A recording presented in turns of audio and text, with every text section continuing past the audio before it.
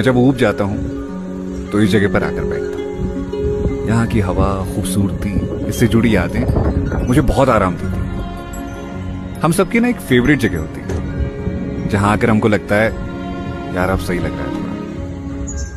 मेरा सुकून मुझ में है, मैं इसे किसी जगह या इंसान में नहीं तलाशता, क्योंकि मैंने ये जान लिया है कि जगह कितनी भी अच्छी क्यों न हो, एक दिन दिल भर जाता है, और इंसान कितना भी अच्छा क्यों न हो, एक दिन बदल